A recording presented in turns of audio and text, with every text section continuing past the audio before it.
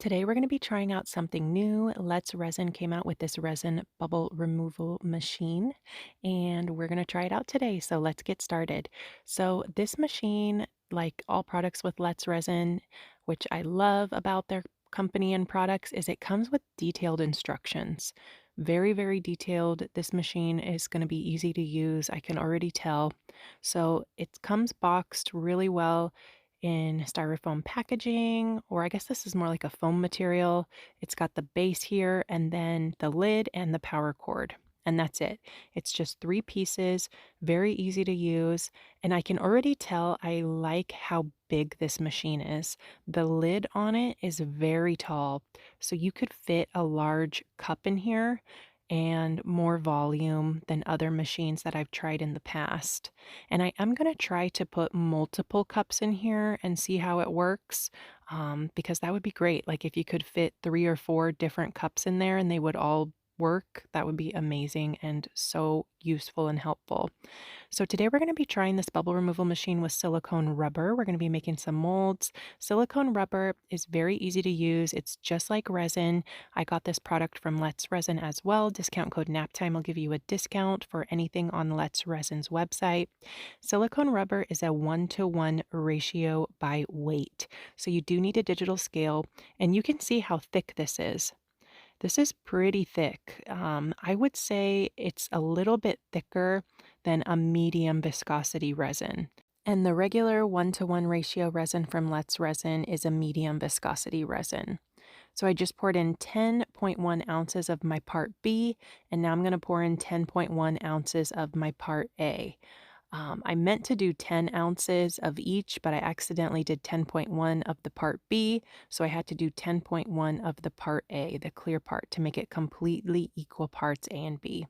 It's critical that your parts are equal, otherwise your silicone will not set up properly. Same thing with resin. So we're going to mix this for 5 minutes, mixing slowly, scraping the bottom of the cup, scraping the sides of the cup, scraping off your stir stick, and I'll link all the materials I'm using down below in the description box, along with any coupon codes that I have. On Let's Resin's website, discount code NAPTIME will give you a discount.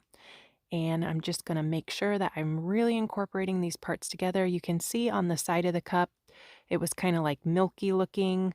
So you just want to keep mixing for 5 minutes.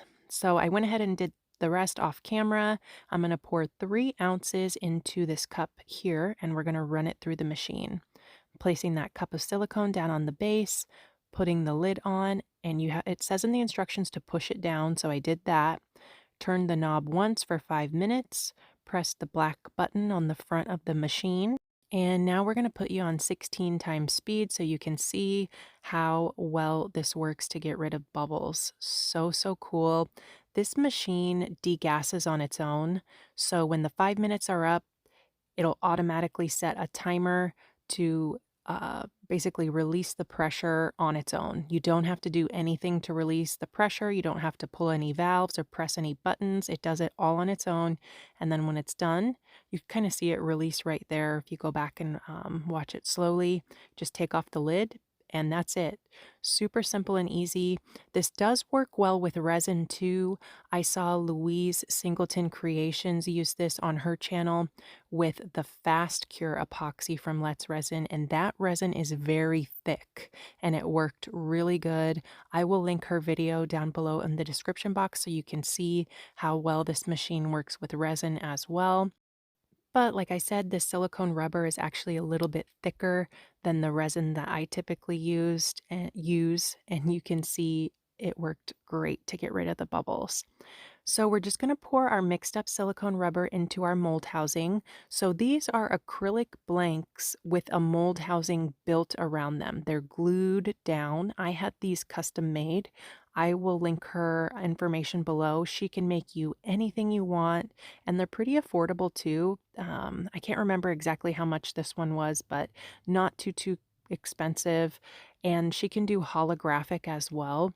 She did not make the holographic ones for me. I had these made by another shop, and she went out of business. But Crumble Designs is who made me the snowflakes, and she can do holographic as well. So same thing, we're just gonna pour the silicone right on top. Super simple and easy to make your own molds. And you don't have to have, something like this. You can use a plastic cup, a cereal box even for your mold housing. You can make molds of your resin creations. You can make molds of acrylic items, ceramic items. You can make molds of all kinds of things. And I have other tutorials on my channel showing how to do that if you wanted to DIY your own housing. So you can definitely do it yourself. You don't have to buy, something like this where it's already in the housing, but these are my favorite because you do not waste any silicone rubber. The housing is made to fit perfectly around the acrylic blank, so that way there's no wasted silicone.